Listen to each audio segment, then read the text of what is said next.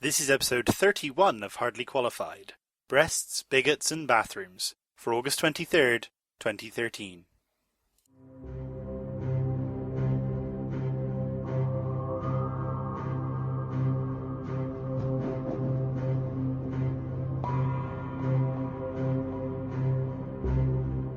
Have you ever sat around in a pub and chatted into the wee hours of the night?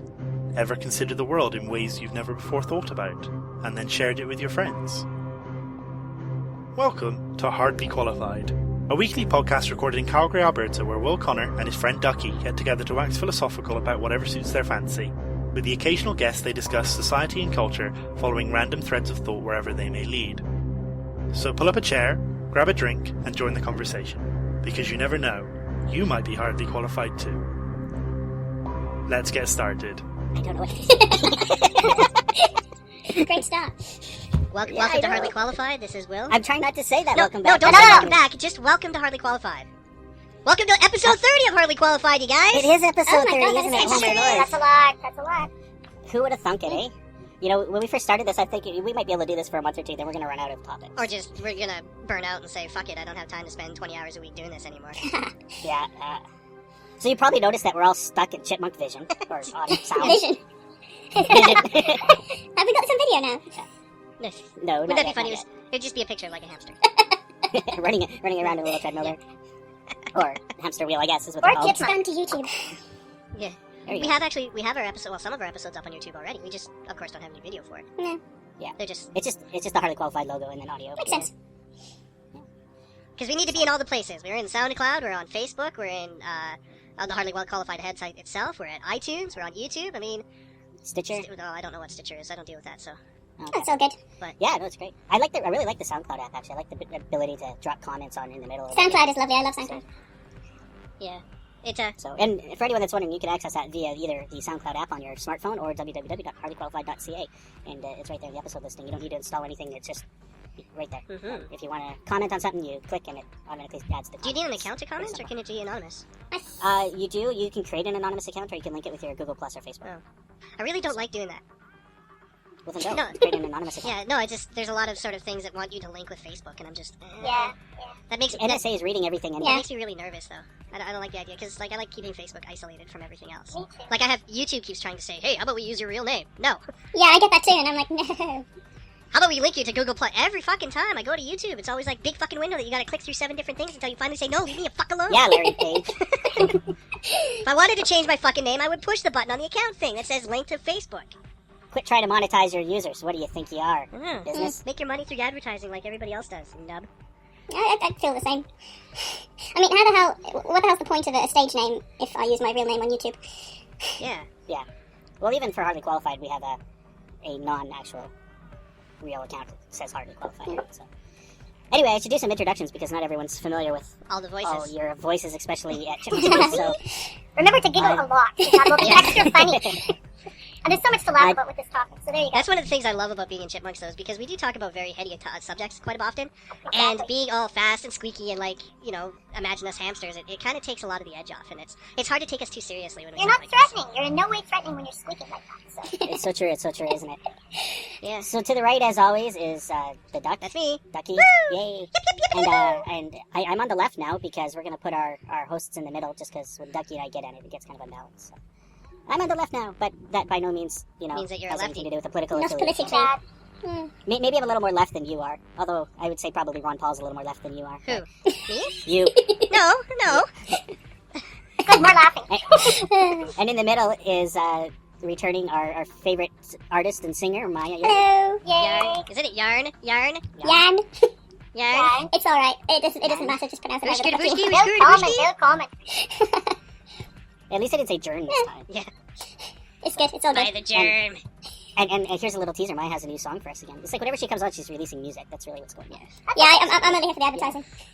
Yeah. That's okay. The only reason we have you on is for your music anyway. Yeah, nobody cares about my opinion. Yeah, you've already signed the release. We don't have to chase people down. No. The fact that you are so kind as to share your music with us, I think, is brilliant. It's Yeah, quite it helps it's, a it's bit, quite too. appreciative. Hey, it's good for me too, so. Like, it's really, really Yeah. good. Everybody wins. Everybody wins. Yeah. And that other squeak is Karen, who you'll recognize from our zombie episode. Zombie. Yes. And think of zombie society. If we're talking Zombies about egalitarian. No, we're not going there, Ducky. We're saving that for Halloween.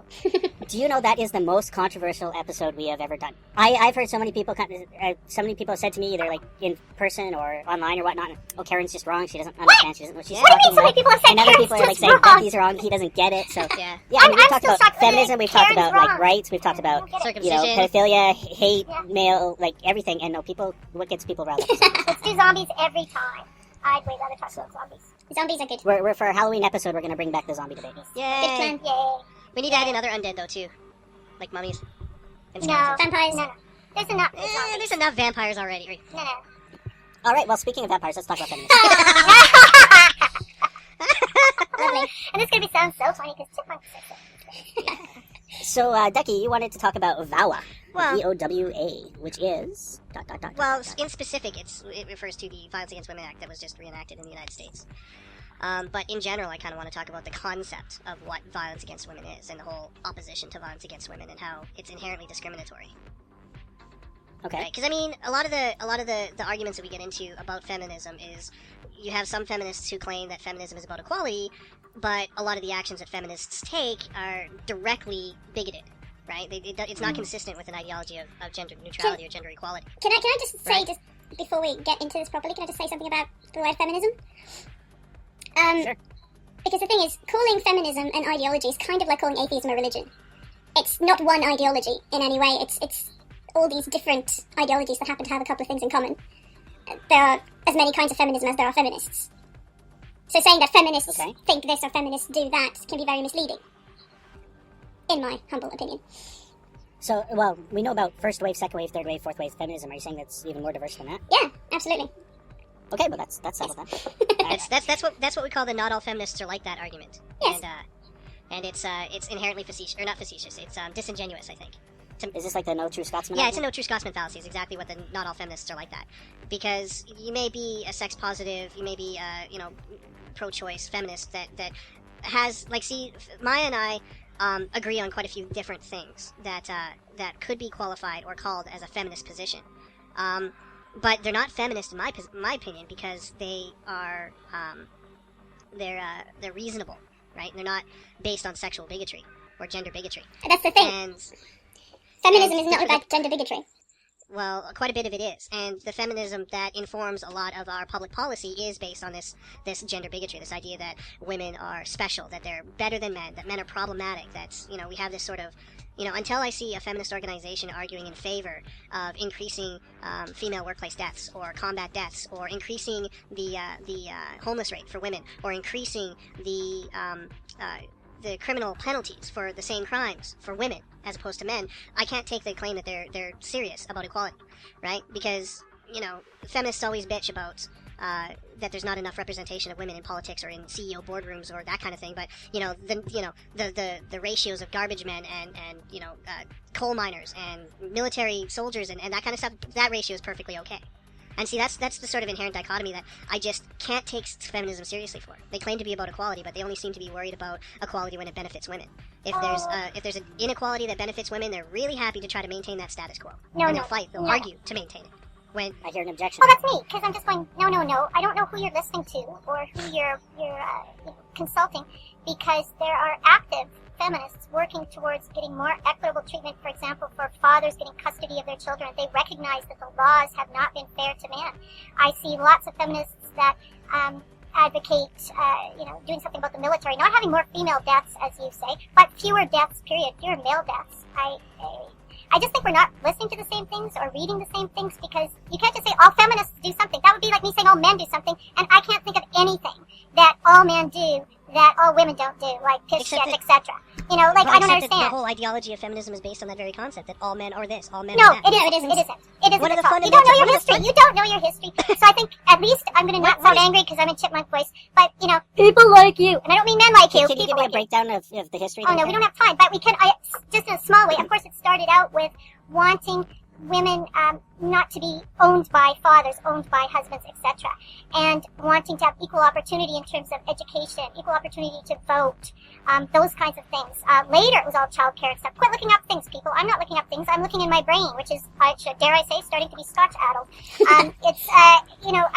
There are so many feminisms. I feel like I've been a lazy feminist because I haven't been active for a long time, and maybe, I think the listeners can probably tell, I'm old. So when I started university, it was still like, I was a closet feminist because I wanted to pass my classes. If I had said anything about, I think women can write books too, I would not have made it. So I saw the discrimination firsthand, and not nearly as bad as many other people. And now we think we live in a post-feminist world, and so that we don't need to worry about those things. And I know that Ducky has a different idea of the term equality, but we share an idea, I think, Ducky and I, about gender, being gender blind, that I don't think someone's gender should come into anything as rights. Women don't want special rights. We just want everybody to have the same rights. Exactly. And, there might be some women that feel that way, but really they're in the minority of everyone. And I consulted my students on this because I thought, I am old and I'm kind of out of it, and I haven't talked much about gender issues for a really long time in the classroom. And I'm going to now, for sure, because I'd already brought up things like, if I mention the word Ms., no student ever knows what that means anymore. They're, oh, you're separated, or oh, you're divorced, or oh, you're widowed, because I was Ms., my name. And I said, no, it just means that, it doesn't designate whether I'm legally married or not. That's all it is. And they're shocked to find that out. So history needs to come up. We need to know our history for everyone's sake, not just for women's sake, but for men's sake. We need to know our history in terms of racial problems. And we're just starting to understand the spectrum of gender. These are things that need to be discussed. And as soon as anybody says, somebody thinks this, whether it's a race or class, I'm very worried. When you make there's no anybody thinks this, anybody does that. There isn't that. And that's dangerous thinking because it's hard to combat the idea that all people think one way. So this is going to sound so cool in chipmunk voice. I can't wait to hear it. Well, it's also a form of tribalism, right? Oh, yeah. So why use a term like feminism as opposed to egalitarianism or humanism? You can't take that term away from me. You can't tell me it's a man-hating term and it's a bad term. It just means that I believe in some of the things that movements have worked for. So I don't think I need to announce myself as a feminist, but I don't know, Will, I can ask you. You've been my student. Would you immediately categorize me by any kind of ideology? I don't know. No, not at all. Not at all. I think one of the things that I run up against is the term feminism. Forget the history and the diversity of it. Implies a separation, an advocacy for one over the other, versus something like humanism or egalitarianism. Advocacy to bring a group in line with the other. Well, that's running under an assumption, though. Right? Like, you can't talk about equality and then focus solely on the issues of one gender. Exactly. Especially if it's in the name of your ideology. Yes. Right? That's why I really hesitate to refer to myself as a men's right activist, because I don't believe in men's rights. I believe in human rights. And everybody is a human, right? That's why I'm a counter-feminist. I'm not an MRA. Because I don't believe in raising up men, because a lot of MRAs are just feminists, but they're just masculinists. They're from the other side. They have the same sort of victimhood mentality that all men are victims of women, and we need special protections to wrestle away all the hardships that we have because of feminism. And that's. But aren't you talking about people on the edges? Not really. I hope they're on the edges. My God. But like, when it comes to any kind of polar opposites, they always appeal to the extremes in order to get there, right? And that's why you have feminist rallies outside of the University of Toronto setting off fire alarms because somebody inside dares to talk about how our education system is letting down boys, right? But there are feminists who are very actively working towards educating boys. I haven't seen any. You've got the feminists that I see are the ones who are on YouTube setting fire alarms, on the ones who are throwing riots. Those are the ones who are attacking police officers and laughing at the fact that men's suicide rates are 4 times that of women. The ones that shout the Isn't that loudest. just a confirmation bias, though? Yeah, but they're the face of your apparent movement. No, they aren't. Right? No, they aren't. Yeah, they are. I haven't seen any feminists anywhere who ever argue against them. Yes, you I have. have yet to see it. We're right here. Right now. Okay, you get on CNN and be the voice of reason then. No, go. But I mean, it's not like Anna Sarkeesian is sharing your positions, right? She's the one who's raising hundreds of thousands of dollars to Crybaby about female objectification in video games. But she won't turn around and recognize that there's male objectification in video games too. That video games objectify everybody, not just women, right? That's the issue that I have with feminists, is because they're solely focused on the perceived hardships that women apparently see, and they don't recognize that it has nothing to do with them being women. It has to do with the situation that people find themselves in our class structure, in, our culture, right? We don't have university programs that, force women to dress up as boys and spend the first week walking around in combat boots, right? But we have that program for men. We have all male students at the first week have to dress up in high-heeled shoes, and it's called Walk a Mile in Her Shoes, to basically shame every man in a university into, recognizing that you are below the women around you, that you are subservient to them, that they are not your equals, they are your superiors, and don't you ever forget it. We have... No, that's not true at all. Not at all. First of all, Walk a Mile in Her Shoes isn't, a staple of post-secondary education across the globe. It may be celebrated in some institutions or be a program, and I doubt people are actually forced into it. There may be some sort of peer pressure, maybe like a Movember campaign you might see on other campuses. But nobody is, nobody's grades are being threatened if they don't participate in that. I can't imagine that. And it's also a movement that actually started outside of the universities. And the idea is, from my understanding, is to help men have a perspective of what it's like to be in female clothing. Like, in terms of the objectification of it and what it does to the body and how uncomfortable. Yes. That's my understanding. Well, why is there no flipping of it? Because men's clothes are comfortable. Men's They're clothes are wonderful. I love wearing men's clothes. I wear men's clothes on purpose. I would wear men's underwear, but the men in my life don't like that. It's hard to answer because of underwear, I understand. But what I'd just like from you, Ducky, try not to say that. Feminists think this, feminists think that, because I don't like to say men's people. Men's rights groups say this, men do that. And we are two feminists, here with you who do not have that point of view. So you have to say some feminists. Try to, because it's hard for me not to feel like I want to react to that and defend myself. And I don't need to defend myself. Yeah, same here. Is there still a need for feminism? Oh, yeah. Oh yes. See, I don't think so. I wish there wasn't. I think it's gone way far the other way. That's the reason that there's a men's rights movement is because feminism has gone too far. Okay, Ducky, let me just ask you. You tend to bring up how there are some traditionally male occupations that have really high mortality rates, and that's why they pay better, etc., that they're high-risk professions. How come that's not true for nursing, which is a traditionally female occupation, and which pays shit, and where the risks are high for illness, for contamination, What's the mortality rate for nursing? I don't know. I haven't got any numbers in front of me. The other aspect of why some jobs pay more than others? Because there's lots of people who don't want to do it. Like there are multitudes more people who'd be willing to be a nurse or a school teacher than there is who'd be willing to be an oil driller or a coal miner. And I would also take objection with saying that nurses are paid shit. They get paid within the median to. Well, not only that, there's a nurse that got in trouble a couple months ago because she made $360,000 a year, right? I mean, the average nurse in Canada is making anywhere between like $43,000 and $85,000, which is way above the median income. Yeah, so. And people's lives are in their hands. Well, I think they should be better paid than I don't think that's necessarily true. I think that people's comfort are in the hands of the nurses. Have you ever been in the hospital? No, it's the nurses. It's the nurses. Absolutely. I saw doctors maybe twice when I was in the hospital. All the rest of the time was nurses looking after me and making sure that I didn't get, infections and didn't die. But they're not the ones who are doing the surgeries. They're not the ones who are deciding your treatment of care. They're not the ones who are deciding your drug regimen. They're not the ones who are making the decisions that can kill you or keep you alive. No, they're the ones who carry them out. If they fuck up, you can die. They're the ones who can get sick. They're the ones who can get infected by whatever I've got. They're the ones anybody can get. The fucking janitor at the hospital can get sick. They're the ones who can get infected blood on them. So. You don't think janitors who have to mop up the blood can get that? And I can guarantee you that the porters. Yeah, I can guarantee you that they don't get paid as much as the fucking nurses do. They're not getting injections. And I can guarantee you that janitorial staff is a traditionally male job. I don't know very many. Not at my MRU. I know quite a few female janitors, actually. They're all pretty much female at MRU. Okay, well, in my experience, it's always been a male. Well, they used to be, but we've lost half of our staff, so there you go. So you're saying that's an aspect of male disposability? Not a bit. No? That was just a sad thing when we think that janitors are disposable, but others aren't. Nothing to do with gender. It's the Scotch talking. In my chipmunk voice, I'm just saying that. I worry because my students will have to bring their own. They have to bring their own laptops and their own toilet paper to school next year. So I think that's sad. Their own toilet paper? Well, it's not going to expect not to have clean bathrooms and toilet paper and all that. They want with half the staff. I know this is off topic, but this is a way to bring us all together because I would think most of us use toilet paper. I have a bidet. Okay. Well, Lottie, da. I wish I had a bidet. That would be really comfortable. Oh yes. Tommy is insistent, trust me. we went to Japan, and after that he had to have one. So. My parents have a bidet, so I had one when I lived at home, but not anymore. Oh, so in the end we all have to clean it. Yeah, that's right. Except nurses may have. Use wet wipes, though. Wet wipes are good. I used to have a roommate who used wet wipes, and they plugged up the toilets all the damn time. No, you have to throw them in there. You have to throw them in the trash. You can't. Yeah, I know. But I remember what ended up happening is that we had to go replace the toilet, and when we did, we had found that the pipe had busted off the bottom of the toilet inside the floor because so all the luckily it was in the basement, but all the waste from the toilet had been flushing into the gravel underneath our concrete foundation because the whole pipe had like 3 feet of these wet wipes plugged into it.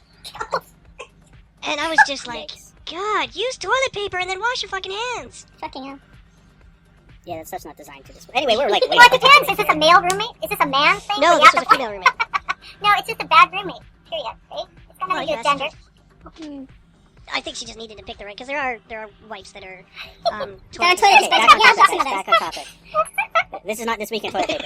Well, why not? I mean, this is because men and women can discuss anything. I think what you're reacting to, Ducky, is the extremism or the fanaticism on either side. Yeah. Which is quite funny because Ducky is an extremist. Extremist. But I mean, it just... He's the Westboro. He He's to Christianity. Yeah, Westboro to Christianity. That's him to libertarian. Slurring, I'm done. Oh, wow. No, Okay. okay, let's go back to feminism, shouldn't we? Yes. Let's do that. I think what I'm objecting to is the fact that it's the extreme, like if you want to pull the Nafal's not true Scotsman fallacy on us all, it's the extreme versions of feminism that informs all our public policy.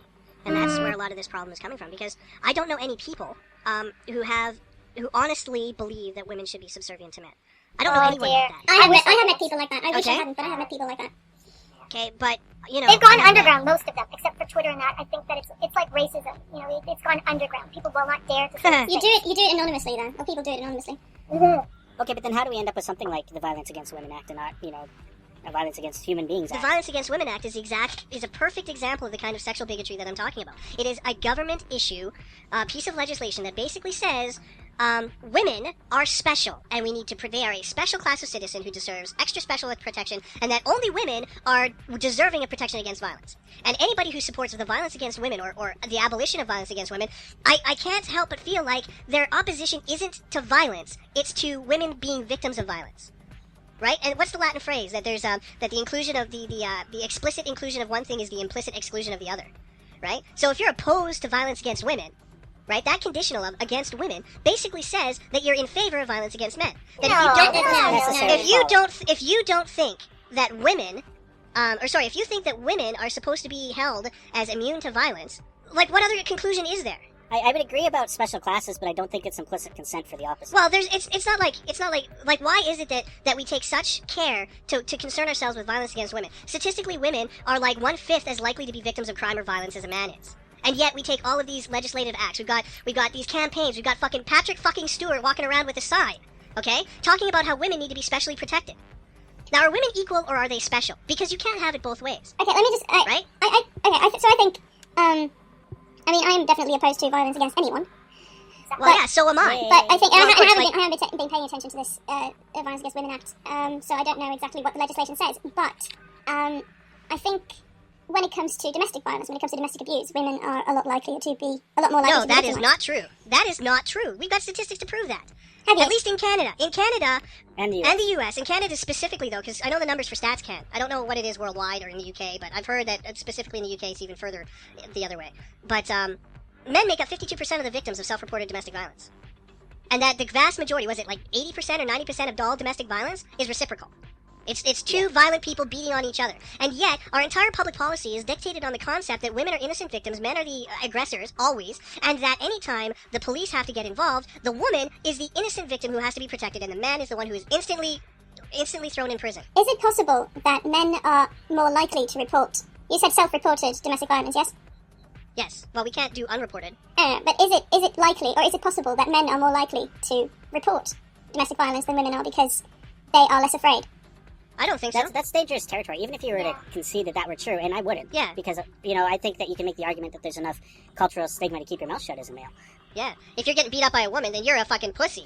As a woman as Right? well, it's still hard. It's both. It's hard for anybody to report these things. Oh, yeah, no, absolutely. What I'm saying is I don't think that you could fairly make that statement, but even if you could, we can't talk about, unreported crimes and what those could be, because then we're just I'm not pulling making a statement. stuff out of our butt. I am posing a hypothesis. No, I know, and I'm answering it to you, and I'm saying that that's dangerous territory. We can't talk about, we can't say that, 30% of the population is abused, but only 10% of crimes get reported. Well, we don't know that only 10% of crimes get reported. You can't quantify Can we I just want to add this, not to make it more complicated, but if we look at statistics on spousal homicide, then you are looking at, I think it's 83%, something like that, of, in a spousal homicide, it is the female partner who is killed. Yes, I don't but think it's women that have a higher number of That attempted was murders. just, and there's attempted. Is it really that high? I was shocked. I was very shocked, actually. That is really shocking. It is But different. that was something And- that I just came across this morning because I thought, Will does research, and I don't. Before I come on these things, I just talk about what I know, and mainly I Okay, just, well, yeah. let's talk So, about and I'm that, not though. making anything of that. I'm just like, that was surprising to me. Okay, yeah, but let's talk about that, though. The men who are then convicted or accused of the charges, they're generally punished, right? generally, this is true. And then It's in terms not of, like I know where you're going. It's not like the before you go Supreme- there, Ducky, let me answer her question. That in terms of successful homicides against a female spouse or partner, men do have a higher number, and that is attributed widely because they tend to use firearms.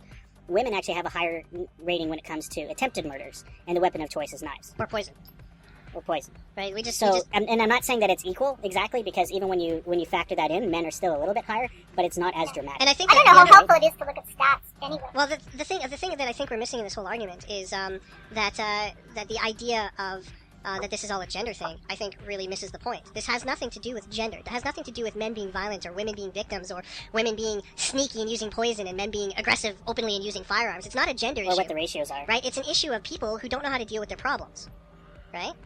Well, if they have the recourse, if they have resources to deal with the problems. I think that's the issue. Well, I mean, But I because think everyone women suffers have under more access. patriarchy. Men suffer as well. Oh, As women. absolutely. I know how you feel about the term, but it is when I think of patriarchy, I just think of powers, not men necessarily. Powers. Yeah, but you that use the phrase determines matriarchy. roles. Well, I can't use matriarchy because it's not a matriarchy.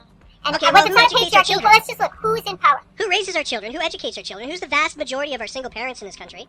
How can you possibly say that women are not, the driving force? Oh, they're the driving consumer force. Well, yeah, apparently they only make 70% of a dollar that the men make, but they also control 80% of all disposable income. Okay, I don't understand I think it's 90, but okay. See, I'm helping you out. So, Ducky, if we let's say we're going to call it something else, we're not calling it the patriarchy. We're calling it just society, a term that I can't stand, like today's society. Let's call it Okay, classism. well, let's not even talk about classism. Just say power. When you use the term patriarchy, you're basically lending credence to patriarchy theory. And patriarchy theory, that the entirety of feminism has been based on for 100 years, has fundamentally flawed and has been refuted and disputed dozens and dozens of times over. So that's why I really challenge the assertion or the use of the phrase patriarchy. You want to talk about classism? I'll agree with you there. But the idea that there's this sort of overreaching, male conspiracy, all conspiring to keep down the uppity women folk, it's just hyperbolic. That's not what patriarchy Okay, how would you guys define patriarchy?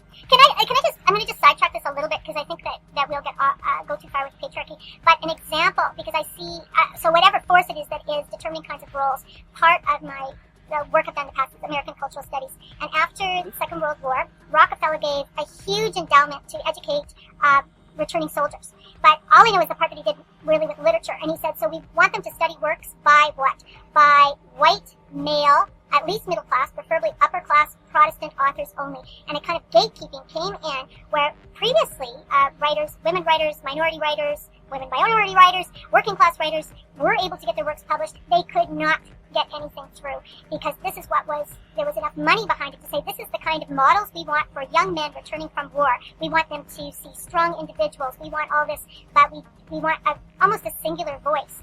Now that is very strong and it's kind of biblical, which is what worries me because that's always so, patriarchy is always connected to religion for some reason. Well, not for some reason, we know why, but it's connected. And so they're creating kind of apostles to further this ideology that the strong man is this, that the great American is this, and it was the things that the great American was excluded in terms of class, gender, and race and religion. So you're talking about like Dr. Eliot's 5-foot bookshelf and the great works of the Western world? And stuff like that? I don't know Dr. Eliot's thing.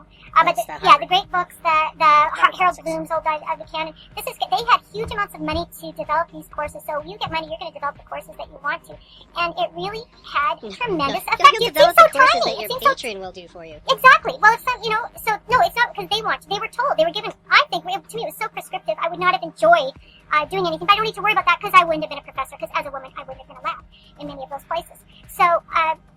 If we just take one small pocket, just in terms of education, which I don't think is so controversial here, if we're not talking about sexual rights or reproductive rights or anything like that, is that if we have this sense of this is the person to whom we want to put in our trust and power is this figure, then, and this was reinforced by many others, this is just one little example, well, what kind of disservice that does to men and women? This is the only kind of hero there can be. That's not purely a gender ideology, though. No, it's not, already but it was. You already talked about that it was also racist. It was also religiously based. Because it always is. It's never that clear cut. Right? So it's really hard for me to say, or it's really hard for me to accept that is, air quote, patriarchy. Because it's classism. It has nothing to do with gender. It has to do with gender as well, and you keep ignoring Is gender that. a byproduct or a cause? It is a cause as well. Yes. And it's not class. A gender So is you're not a saying class. that a matriarchal system wouldn't be possible? No. I don't think it is possible. I don't think so. Because there is evidence of matriarchal systems which have similar repressive societal structures as as patriarchal. So you're talking about like First Nations matriarchal systems? Well, and other tribal cultures, yeah. Where that are oppressive? I mean, even the Celts were matriarchal. I mean, there's evidence throughout history. Granted, patriarchal systems tend to be more dominant, but when you look at female-dominated societies, they use the same tactics in terms of education and suppression and, veneration, labor. But then you're saying this system is using them. I don't understand. I guess what I'm saying is that oppression isn't uniquely male. No, Oh, no, of course not. no, Absolutely no, not. nobody's saying that. Who's saying that? Well, it's implied when you're talking about patriarchy, right? Yeah. So what's for the me, quote? it helps If to... women ran the world, there would be no war. Except that every woman who's ever been in charge of a country has gone to war. That's not true. From Gru Cleopatra Holland to Joan of never went to Arc war. to freaking all the way to fucking Margaret Thatcher. Yeah, but you can say that about men. Gru never went to war. Like, come on, dude. The Norway's female prime Yeah, I minister know, in the it's- 90s, she didn't go to war. Yeah, but nobody has said that if all men ran the world, there'd be no war, right? That's the argument. The argument is that going to war is a male action, that it's a male response, it's male, that violence is somehow I have never suggested solely that. the purview of masculinity, No. right? I So never I mean, all you suggested need to do is find one woman who instigates a war, right? And I mean, even in interpersonal conflicts, a lot of the times you'll see that women will instigate violence, but they'll do it by proxy, right? Well, we have cultural myths that state that, men are predisposed towards violence and aggression, and women are predisposed towards nurturing and reconciliation and consolation. Right. Those That's are social and- constructs, right? That's the Yeah, cooperation but versus that's competition. what we're argument, talking right? about here, and that's, I think, Ducky and I's objection, and maybe that's where it's getting lost, is these aren't inherently gender-based. Oh, of course they're not. These are They are culturally cultural based. based. They're class They are based. cultural based, But when you put... But where does that culture Okay, come no, from? hold on, let me finish, Maya.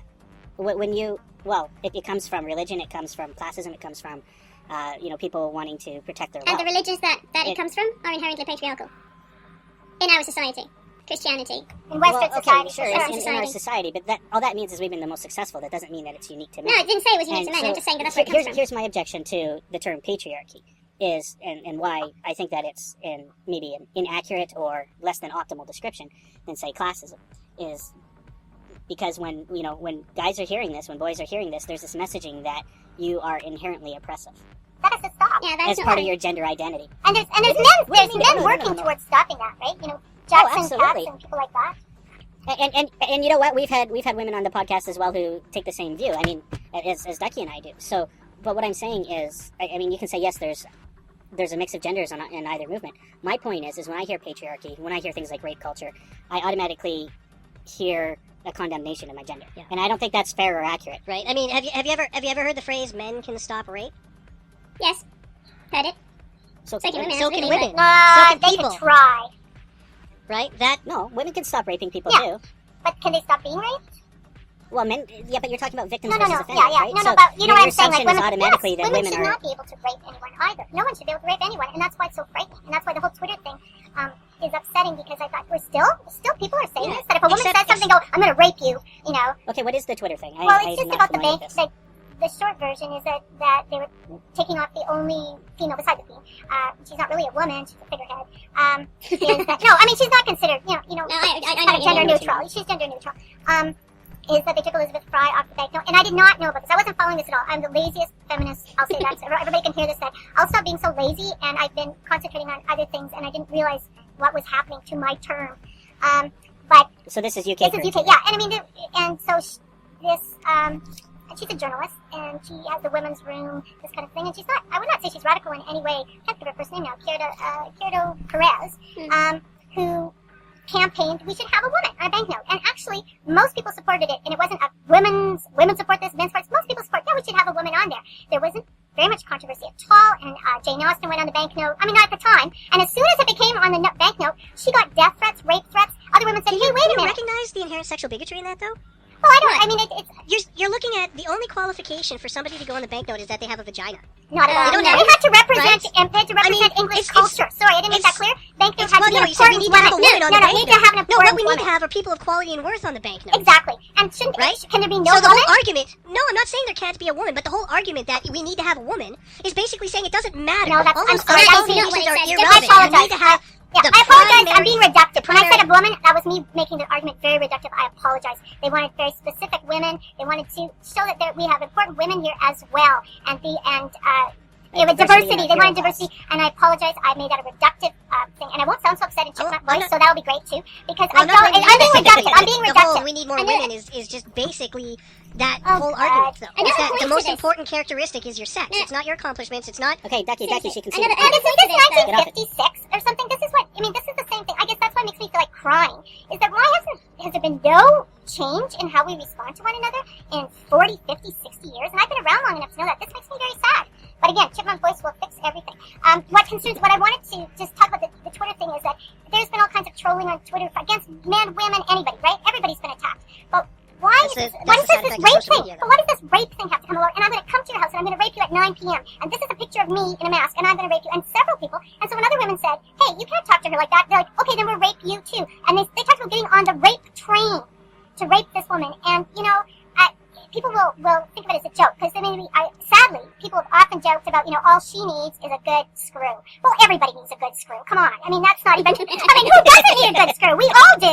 In fact, let's just take a little break and then we'll come back and we'll feel better. No, I mean, but, it's a drug or a stupid thing to say. But there's some, that's stupid, but I'm going to rape you and then I'm going to kill you. Isn't that just playing on cultural fears? It's the cultural, how about just as a woman as most women I know, we've been threatened. Many of us have been assaulted, and we don't use it to play ourselves as victims. But it doesn't seem fair that we can be threatened in this way. Like, then I feel very much a woman suddenly. I don't feel like a person. That it's not just women who are threatened. No, women are threatened with rape than men are. Yeah, I would think that. Why can they say this about this person? Because who says they can? I don't think there's anybody defending them. But I don't think that this why is it happening? Sexism issue. Help! Why is it happening? This is a people behaving badly issue. I don't think that it's like this is one of the things that really frustrates me about feminists is they see everything through this lens of sexism. Like I was talking with Maia yesterday. We were having this almost same argument that everything seems to be about sexism. That it's always sexist, and I don't think that's necessarily true. But the thing is that you never see it as sexism. You make it a point to never ever see it as sexism, and sometimes it is. Sometimes it is, you I have completely refuse in every situation I have ever spoken to you. Not every situation. Oh yes, in every situation I have ever spoken to you about where feminism maybe and I've sexism spoken is with you concerned, about, you have never ever admitted that this could be a symptom of sexism. Ever. Maybe in my discussions with you, but it's not a universal belief. What I do though is I tend to look for other causes because sexism is a real easy knee-jerk reaction to immediately jump. I look for other causes. Is that even something that's solvable? It's frightening, and I've forgotten that things could be like this, that people could be threatened in this way. So I feel like I've had my hand either up my ass or in the sand or something. That you can still make these kinds of just things. focusing on the outliers. But this is the way the internet is. This woman had to hide out at her boyfriend's because it would be under her boyfriend's name, so they cannot find her. This is a sad day when anybody has to depend on somebody else to hide them. And why won't they? And why do you have to go to a man to hide you? Because he can protect you, and that again feeds into that whole role thing where the woman. And part of the reason when you come back to your talk about violence against women, that those kinds of acts can be damaging to women because they tell women that they are victims and that they need protection from something. They need protection by men, which places men into a powerful position they don't even want. I would think. Well, I'm going to interject here. Well, what do you think the VAWA is? It's basically saying that women need special protection from the entire government. Interjecting. The government's way better at oppressing you than the fucking man in your life is. Oh no, the man is more effective. Sorry, man more effective. Will is being dog even more effective. Yes, Will? Children. Okay. Yay, I get to speak. This is what I felt like earlier. Passive aggressive. So I wanted to offer an alternative view, and not at all take away from what you were saying, Karen. It's disgusting, reprehensible, oppressive, and abusive. Men also experience the same thing when they're threatened with castration by women, or that their genitals are threatened. Systematically mutilated. I'm going to kick you in the nuts, or I'm going to cut off your balls. Oh yeah, well that's a piece of cultural comedy is punching a guy in the nuts. I don't find it funny. Me neither. Well, it's still a cultural I'm glad piece that of you comedy. don't, but the point of this conversation is that when we're talking about feminism and things like VAWA, it seems like there's this bias that women are abused and men aren't. What I very much am saying is both sexes are abused by each other, and it just and by the same sex needs too. to stop. I don't think either of us are disagreeing with that actually. No, but you're focusing on just the one side, and what we're saying is we get that, but what we don't hear in our media culture is the abuse against men and the focus against men. In fact, it's trivialized. It's seen as a form of comedy. I can agree with that, but I think it's not a focus. I'm honestly asking, what can we do about things like this Twitter thing? And when you have so many well, that's why they should have a block button, right? No, I think they should be arrested for uttering threats. I mean, do you think that it's good that they found so many people who have been arrested in this kind of thing? Absolutely. We wouldn't tolerate it if they sent them a note, or if they gave them a phone call, or they said it in the workplace. It's uttering threats. Absolutely. And that's just not cool in our society. Yeah, I don't think anybody's trying to defend these people. I think it's No, just it just frightens me that it goes to sex right away. Why does it go to rape? Yeah. But it's just... Why? Because those rape is few about people. power. Yes, It's it not is. about sex. It is about power. It's very true. Right? So I mean, you have rape threats are not about, I am the man and you are the woman and therefore you are a target for rape. It's Actually, I am powerful and you are weak. In a way, And that way, it if I is want to both. fuck you, It is I'm both. going to fuck you. It is both. And It's part not of both. the thing when for instance, if you talk about, for instance, prison rape, men being raped by other men, it is always Or men being raped by women, because there are not quite a lot as frequent, not quite as juvenile detention centers are rife with female guards molesting and raping male inmates. And that's not just rape, that's child rape. Or boys have been abused by teachers or babysitters. yes. or Okay, but my friends point. of the family. I mean, it happens equally on either side. It happens on either side. It does not happen equally on either side. That is just a fact. What about war, where people go into a whole village and the soldiers rape every woman and girl in that village to demoralize the other troops? Well, they don't just rape the other women, they rape the men too. No, And in a lot of those countries, being raped by a man makes you gay. Yes. And if you're gay, you get executed. Right? That's not an issue of sexism. That's an issue of tribalism. Actually, that is definitely an issue of sexism because when you are put in that submissive position, then you are feminized. And in those cultures, No, and in you're those not. cultures, You're disempowered. and Yeah, in you're those disempowered. cultures, those things are mutually exclusive. I No, don't it's think they mutually inclusive. I mean, they're the same thing. are. Yeah, I don't think they are. well, then you need to read more. Yes. We'll send you stuff. And You can if send me that's stuff. the case, Ian, you if send me that's the stuff. case, then why are you not fighting your battles in Uganda? Right? We Why don't you are. One of my have friends is feminist in activism Uganda in doing- Uganda doing- and Absolutely. Congo, Syria. where this Absolutely shit is are. going on, The shit's going on They in Syria are. as well. And we are. right? Because it's not going on at the University of Toronto, but that's where all the feminists seem to hang out. Well, that's weird that you say that. It's already And on that note, going to take a break. Those worlds in space are as countless as all the grains of sand on all the beaches of the Earth. Each of those worlds is as real as ours. In every one of them, there's a succession of incidents, events, occurrences, which influence its future. Countless worlds, numberless moments, an immensity of space and time. And our small planet, at this moment, here we face a critical branch point in history. What we do with our world right now will propagate down through the centuries and powerfully affect the destiny of our descendants. It is well within our power to destroy our civilization and perhaps our species as well. If we capitulate to superstition or greed or stupidity, we can plunge our world into a darkness deeper than the time between the collapse of classical civilization and the Italian Renaissance. But we are also capable of using our compassion and our intelligence, our technology and our wealth to make an abundant and meaningful life for every inhabitant of this planet, to enhance enormously our understanding of the universe and to carry us to the stars.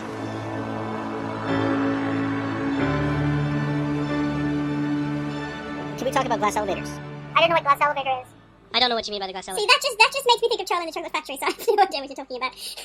So the whole concept of the glass elevator is, I mean, we're familiar with the idea of the glass ceiling, right? Yeah, Where yeah. women are promised that they can go up, but they can't. So the idea of the glass elevator is the invisible rapid advancement of men in traditionally female-dominated industries, so that when male nurses start in nursing, they find themselves in management or supervisory positions a lot quicker and with greater ease than female. Is that true? And has little to do with seniority, or same thing in education. I think that is true. I didn't know that. Is there any substance to this? It was the first that I heard about it. Your friend cited a couple of papers, and I'll try to dig them up and get Willie to throw them on the show. I've got anecdotal evidence But- for this. It seemed like the papers that she was citing were easily refuted or didn't quite say what she was advocating they were saying, so I'm a little confused as to the validity of Okay, well, it. I worked in a kindergarten a couple of years ago where all the employees were women, which is quite common, to be fair. But the boss was a man. He was the only man who worked there, but he was the boss. Okay. And I only worked there for a couple of months. I don't know. Where was this in Sweden? This was in Norway. But that sort of. But did he start out before you and then became... Oh, yeah, like I said, I only worked there for a couple of months. I don't know exactly how this worked. But he was the boss of two kindergartens that were sort of sister kindergartens. The other kindergarten had, like, the only man who worked, who was not, a boss man. But But that felt sort of telling for me at the time that, okay, so we are all women working here, but boss is a man. But there could be rational, like he could have been. He could be definitely the one who put the money in for it, right? No owner, this was a public kindergarten. Oh. Okay, but we don't know the circumstances. No, we don't right? know. So I'll take your feeling, but I won't accept that. No. Like I said, it's anecdotal evidence. It doesn't really count, but it's just experience. Karen, would you be able to comment on this phenomenon at all? About the glass elevator, the only thing I know, I don't know how related it is, but I know that for a long time at MRU, they were concerned that in PR they had almost all female students. And so a friend of mine that got into the program said he was told, you got a penis, you're in. And he was appalled. We just laughed. I just laughed. And he didn't actually stay in the program, but they were desperate for diversity there. And it reminded me very much of the 90s when they were desperate, or the late 80s, desperate to get some female professors in. And that felt that they weren't qualified. He was very well qualified, but people were having trouble even getting into PR. So it was the PR program. So that was an unfair advantage. So this is a student or a professor? A student.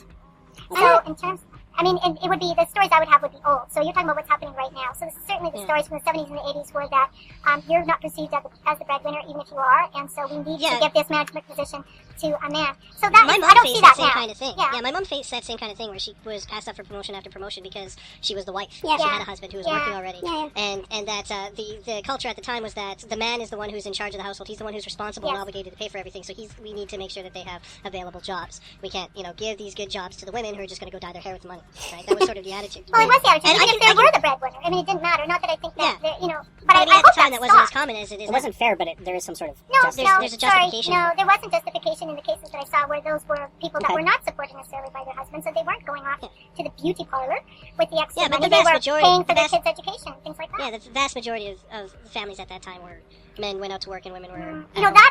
Those are false statistics too, about the idea that the man is breadwinner, the woman is housewife, the nuclear family, and that existed for no more than 25 years out of our whole long history.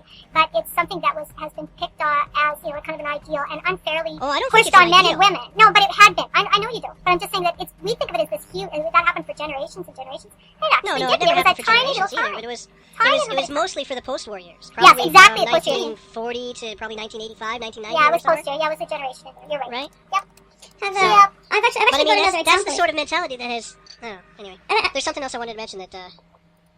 Right, glass elevators. Do you remember when we were talking about that guy who was working as was in one of the UK's public childcare services? I can't remember what he called himself a nanny. I think is that the right term? I guess. But I know what you're talking about. but he was consistently being belittled and harassed and mocked and made fun of from the women that he worked with consistently because he was a man. His manager consistently asked him, "Are you capable of being just one of the girls?" They used to call him. His name was John, but they used to call him Jane, so that he would fit in with the other girls. They wouldn't let him change diapers on his own. That he had to be supervised because men are always going to rape infants, right? I mean, so the idea that women are the sole victims of sexist discrimination in the workplace, I think. Oh, they're not. Absolutely, they're absolutely not. Yeah. But Why I does that story stand out? Because it's so unreal and unheard of. It's very It's because- unusual.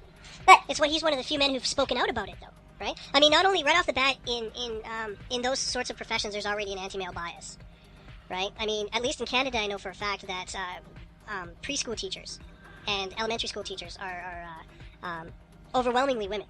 And it's not because men don't want to teach children, it's because men are often seen as threats to children. That is not the case Right, where I'm so- from.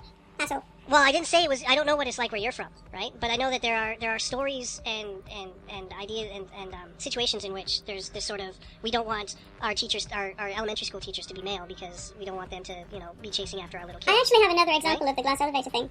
Like I'm If looking for I'm a place allowed right to, now. share it. Please Thank you. do. I was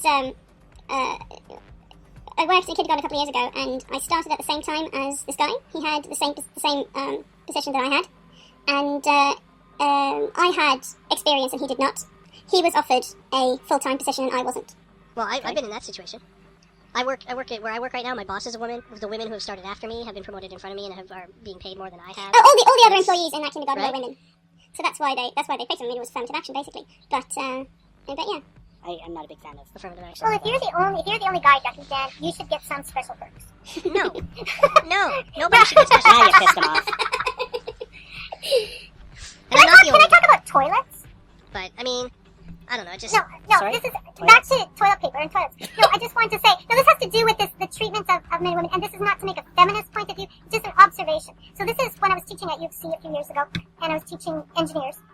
engineering students, but they like to call themselves engineers. And, no, I have nothing against them. Love engineers.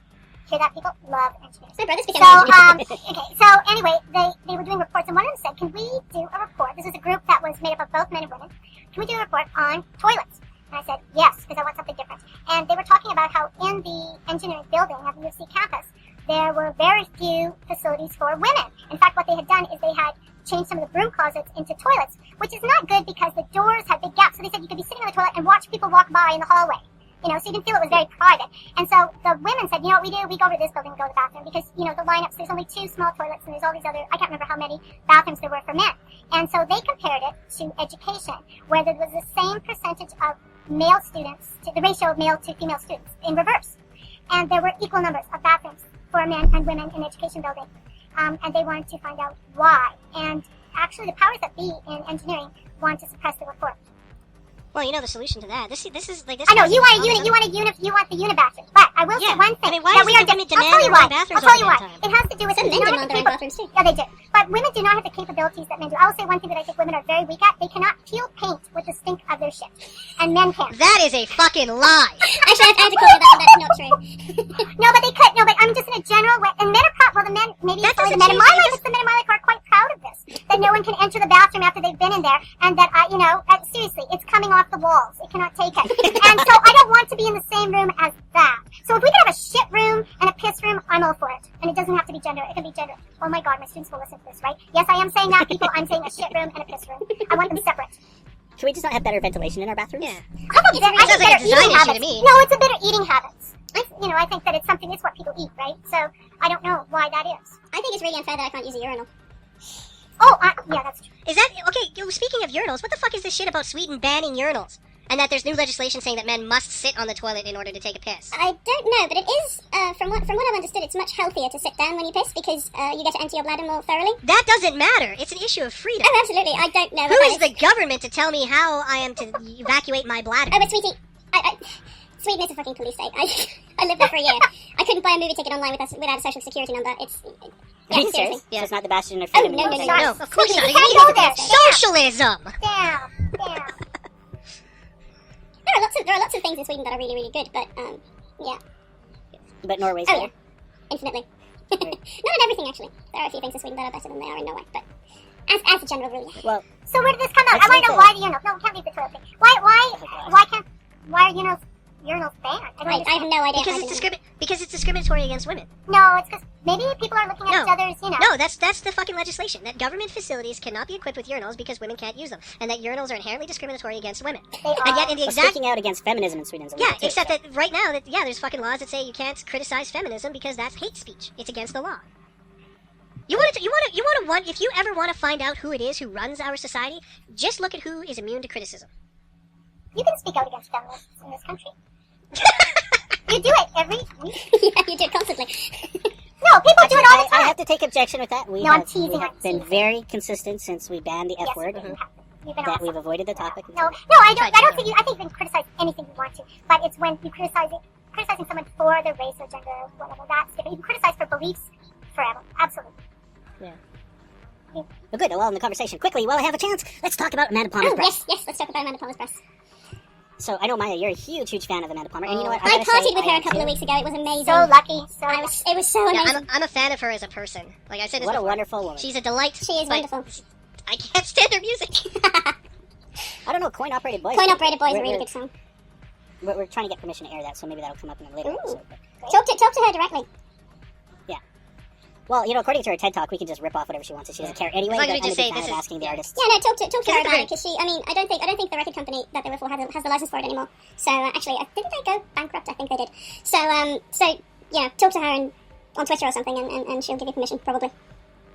Cool. So, Her breasts, yeah. Amanda Palmer played at Glastonbury you Festival. wrote a song about that. Yeah, I wrote a song about her tits. But Amanda Palmer played at Glastonbury Festival this year, and there was the Daily Mail referred to it as a wardrobe malfunction, malfunction. which photographer Stuart Roy Clark, who was at the party with us, said that kind of sounds like a closet fell on you or something.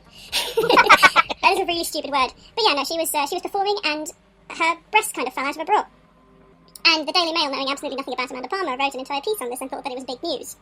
Which it isn't, because Amanda Palmer shows off her breasts at any given opportunity. She once stripped on the red carpet at the Golden Globes to change her dress. And just because she wanted to wear a different dress, so she basically took off the one she was wearing and put on a new one, and it was see-through. Well, at that point, I mean... At that point, who cares, yeah. So basically what happened was that Amanda Palmer wrote a song in response to the Daily Mail's article, which you can find on YouTube. You can just look it up, and it's called Dear Daily Mail. And she performed it at a gig in London, at the Roundhouse in Camden, which I was at, Were you there with Willie, too? Or? Mm-hmm. Oh, no, that was just in Bristol. We just joined us in Bristol. Sorry, anyway. But, so, it garnered pretty amazing response, and people loved it, and halfway through the song, she took off all her clothes in protest. Yeah. It's a wonderful song, and it will never ever be performed again, so it only exists in the videos that people filmed on their phones and stuff that night. Which she asked them to do. Yes, she did. She put a question, or she put it out on Twitter like an hour before the show started, going, "Can somebody film the first encore, please? This is going to be special." Yeah. And I was going to film it, and my camera ran out of battery. It seems silly to me that that the Daily Mail was there to review her music, and instead they just focused on the fact that she had a nip slip. I'm just like, first of all, I don't understand our cultural fascination with unintentional nudity or nudity at all. I think that we would have been over this since Janet Jackson, or even Madonna. Like, yeah, right? I mean, we talked about that actually when she was here. Like, I mean, it baffles me. Like, there's another thing where, like, Josh's wife was talking about this. She's a hardcore feminist too, and she was talking about this sort of Walmart situation where this woman was breastfeeding her child in a fitting room, and one of the attendants told her that she had to go to the bathroom instead. Right? She's ridiculous. And I'm like, well, of course it's ridiculous. I'm like, go sit in the food court. Go sit on a park bench. Like, I mean, you don't have to go to the bathroom. You don't even have to go to the fitting room. Because it's just right? a tit. Walmart, it is their property. They can dictate. I mean, in Canada, there is no legal prohibition against women baring their breasts for anything other than sexual activity, which converts it into an indecent exposure, right? Mm-hmm. Thing, right? I mean, the sort of cultural taboo against naked breasts, I can't understand it, particularly in the context of breastfeeding. And like I said when I was talking to Vanessa about it, I'm like, I mean, I can understand that there might be some health issues or contamination or sanitary issues if you're, like, breastfeeding in a swimming pool or breastfeeding in a restaurant, in, like, the kitchen of a restaurant, or something along those lines. There can be, issues of health contamination or whatever. But if you're in a freaking shopping mall sitting on a bench, like, the appropriate response is go get stuffed. Yeah. Yeah, you're not going to get any We're argument. afraid of sex. No, absolutely not. I mean, that's why we use it to threaten people with, and that's why we're obsessed with it. But in the spirit of this episode's topic, I suppose, I'd like to quote Amanda Palmer's song. One of the verses goes, "I'm tired of these muffin tops, vag flashes and baby bumps. Where are the newsworthy cocks?" Followed up with, "When Iggy or Jagger or Bowie go shirtless, the press barely causes a ripple. Blah, blah, blah, feminist, blah, blah, blah, gender shit, blah, blah, blah, oh my god, nipple." Which I think is possibly the greatest line of poetry that has ever been. I want to teach it next year. Yes. Oh, yeah. She does have a point, though. I mean, that's one of the things that pisses me off about all these tabloid magazines is every time, like, because I work in a convenience store, front panel is covered in them. And it's always like, Jennifer's Joy, and oh, look, the new Kate's baby, and oh, look who's got a beach bod, and who's, scary skinny. And it's always the women we care about. Why the double standard? Who's got the big package? I want to know who's got the big package. Yeah. There's men's magazines that get into that as well. I just don't understand the cultural fascination with it. Like, we talked about this earlier, like a couple episodes, well, actually it's probably about 12, 15 episodes ago, when we were talking about outsourcing gossip. But I do not understand why people look at how tabloids can make money. Like, I don't understand why people can look at that and go, ooh, I want to know more. Like, it's a mental, a mental sort of a psychological block that I have. I don't understand why people find that fascinating. It's not their life. They want something that's not their life. I hope, except that we think of tabloid buyers as the people who have those lives, like some bizarre life. But sadly, Unless they're reading the Calgary Sun. Any newspaper called the Sun is horrible, isn't it? no. Vancouver Sun In is. Canada, Vancouver the Sun Sun's is okay. fairly legitimate Yeah. journalism. Fairly. Just the We Sun in certainly England don't is have page horrible. 3 girls. Yes. Yeah, we certainly don't have page 3 girls. Good for Well, you. like, there's swimsuit. And models Calgary and Sun stuff. has Yeah, but they're not naked. No. They're not actually. I don't think they're actually naked on page 3 either. Oh, sometimes they're topless, but Yeah. And they also Mostly have the Sunshine Yes, Boy. they do. So They it's do. an equal Oh, that's opportunity lovely. objectification. That's all we ask for. yeah. If you're going to objectify us, let us objectify you as well. Although I think Well, the Sunshine everybody Girl is objectifies. in color and the Sunshine Boy is in black and white, if I remember correctly. I don't know. I don't know. I don't read the I Sun. haven't looked at either. the Sunshine Boy in a while, so. Time to get back to Tony's it. Time the to get back Sunshine to it. But, no, I mean, see, that's another thing. Everybody objectifies everybody else. Oh, yeah. I mean, I don't objectify you. you objectify me for my sound recording or sound engineering ability. That's because you're amazing, except for when you suck at it. Yeah, but I mean, my coworkers objectify me as a tool to help customers. The customers objectify me as a servant to sell them Okay, shit. but we're talking about sexual objectification here. Yeah, but I mean, objectification in and of itself is not inherently bad. Even sexual I don't objectification. think it's objectifying as much as it's just a way of looking at somebody. It doesn't have to be that kind of distance. I mean, I think women should be flattered. Sexual I think stereotyping? that women should be flattered that men find them attractive. Like, what? Who else are we You think supposed to be that women attracted should to? Children, animals. I think it's You know, lovely. blood dolls? I think it's lovely if men find me attractive. That's fine. But I could, we can do without the catcalls and the arse grabbage and the, Okay, this is stuff that happens to us. the ass grabbage I'm with you on. I don't think that anybody has the right to touch another person's body without their permission. So I'm totally with you there. But Hallelujah. But the cat calling, I mean, that's an expression of affection. Well, expression of appreciation, I guess. No, that's a That is predatory, a predatory thing. That is definitely a predatory thing. And it is not pleasant. It can be... Because that's saying, I just want you for your sexual parts. I don't care about Yeah, the rest. and it's... Really? And having strangers comment on my breasts, that is just... That is rude. That is really, really very rude. I guess. Well, especially when they do it publicly. Maybe I have a different definition of cat calling than you do then. Perhaps. So, I don't know. I'm just talking about expressing, but I mean, I guess, because I remember when I was walking to the C-train station a couple weeks ago, and I got off the bus and behind this woman who was wearing a really short skirt and a long jacket, and because of that, her jacket was longer than her skirt was. And as we were walking across the bridge onto the C-train platform, there was a guy who was standing there, and he saw her, and he goes, "Next time wear a shorter jacket, please!" Right? And right off the bat, I was even like, dude, like, inappropriate much? That is very inappropriate. Right? Is that what you mean by catcalling? For instance, yeah. How's that any different than, women whistling at guys when they're working shirtless or whatever? Yeah. I mean, it's not like it's universal, or it's not like it's exclusively male and female. See, a guy wolf whistling at me, that's not the same as him saying something really inappropriate. And that happens too. Fair enough. But I think if a woman were to say something of the same character to a man working shirtless, then that would be comparable, yeah. And not That okay. happen. And women are far more emboldened to do it too, and I think we have this sort of cultural taboo that we recognize that's whistling at women as they walk down the street or whatever is inappropriate behavior. But I don't know if, at least in my experience, I don't know how. I don't know how true that is either. I haven't seen an awful lot of women catcalling or wolf whistling after men. I've mostly just seen the opposite happening. But I'm not the highest authority on this either. So, and to be fair, it doesn't happen all that often to me because I'm pretty average looking. So I'm blessed in that respect. But it has happened. It's always weird when your friends tell you that somebody that you've met is, hitting on you or thinks you're attractive or whatever. That happens to me. My gaydar is broken. So I'm completely oblivious. Guys will be hitting on me or whatnot, and I don't get it. And then a couple days later, I'll hear, like, "Hey, you remember so-and-so?" He's like, "Yeah, he thinks you're cute." I'm like, "Oh, really? Okay, fine." Like, I was completely oblivious to this. just stumbling through the world, not paying attention. I could be getting laid everywhere I walk. No, I was completely oblivious to this guy hitting on me once at an after party until I mentioned my boyfriend, and he turned to my boyfriend who was standing like 3 feet away and went, "Sorry." And I was like, "Oh, was that what you were doing?" Okay, you want to talk inappropriate sexual advances. It's happened to me, Yeah. and you're right, it is unsettling. Let me share my story before Please we do. wrap things up here. I was at Walmart, the one place in the world where everybody goes to pick up their life partner, right? And I was in my scrubs. This was way back when I was working in healthcare, and it was after work, and Tommy and I were buying groceries. And I was sitting on the bench, and Tommy was paying for these groceries, and this guy comes up to me, and he said that he'd been noticing me in the store and was wondering if I'd like to come back to his place. And first of all, I didn't find him very appealing, but I declined, and I said to him, "No, that's quite all right. I'm here with my boyfriend." And he said, "Oh, I am too. We could make it a Oh thing." God.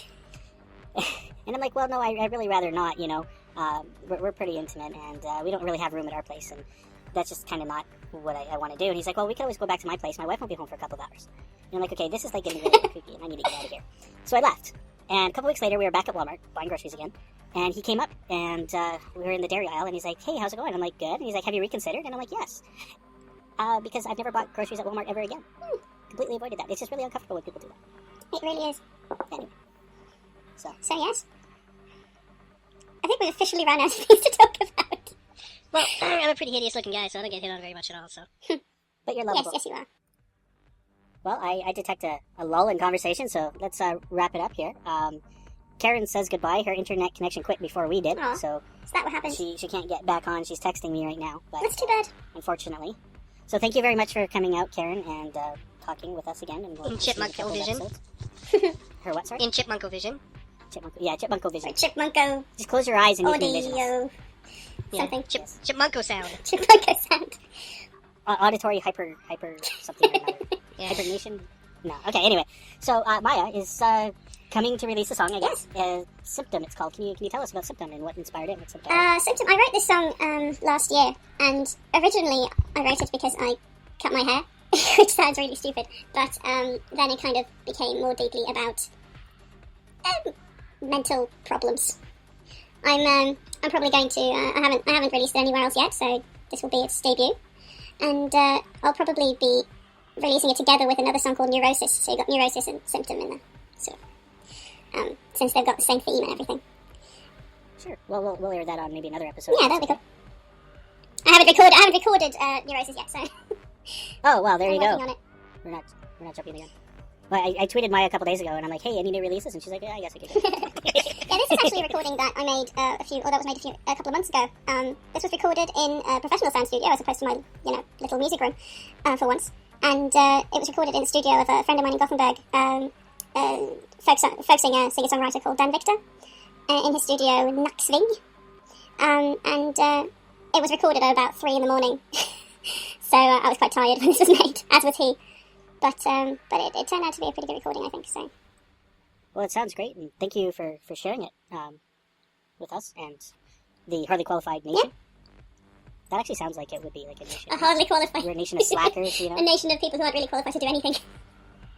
Look, these are my friends, the barely employed. No, okay. That would be me then. Yes. All right, well, again, thank you all for listening to us in Chipmunko Vision soundish thingy, and I guess it's going to be our new standard. Here's Maya with Symptom, and we'll talk at you next time. Bye. Chop, chop, cut it off. Hold your scissors high and chop, chop the boredom off. You do it or you die.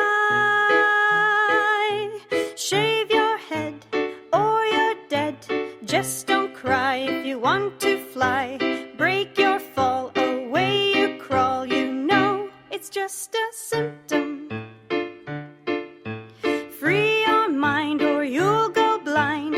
Face another day and feed your spleen to the machine and do just what they say.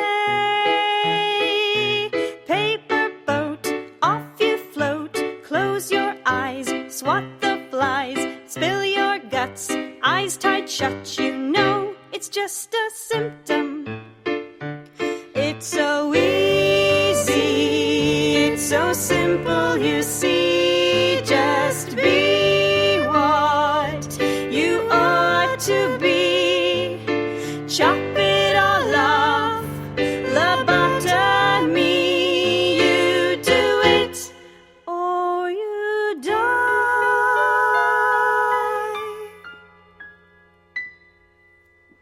Chop, chop, round the block, fettered but well fed.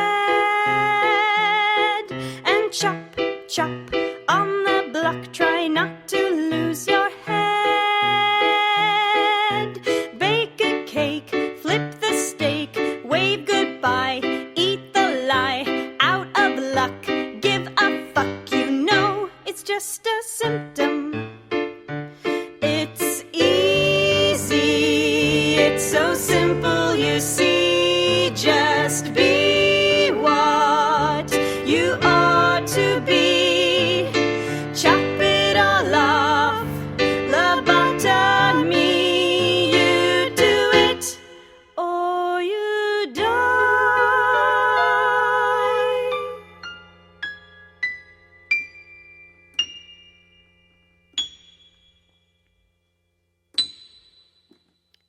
Chop, chop, head comes off.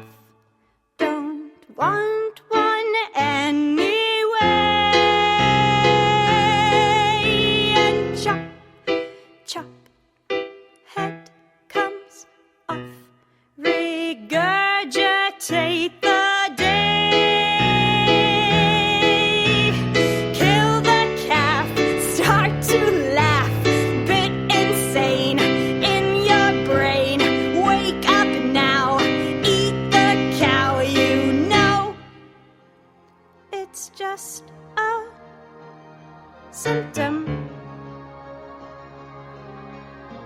Thank you for listening to Hardly Qualified. Remember to check the website at hardlyqualified.ca for news, updates, references, and to learn how to support the podcast. Please review and rate us in iTunes after each episode to help get the word out. If you're a Facebook user, like us and share with your friends and enemies at facebook.com/hardlyqualified, where you can also join in on the conversation.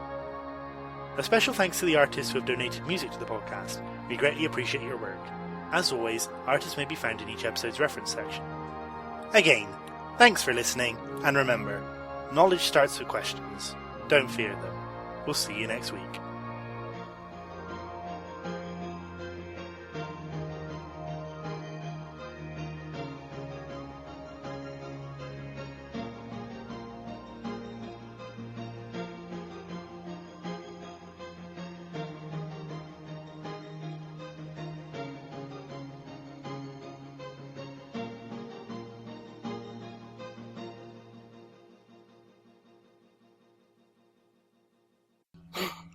Breath.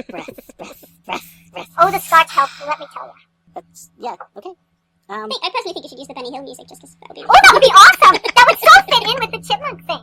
It would, And it would do a whole gender thing. Just let them make of it what they will. I'm doing it for you. There you go.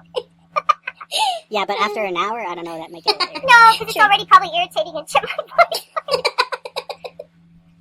I think it's hilarious. You know what? I listened to that last episode 3 times. I really thought it would be I bad. found it so It's like I It's started also listening 3 to times when it's shorter. I really is. I think that it just needs to be an hour. That's one of the other pieces of positive feedback I got back from it was that, you know, we talk a lot.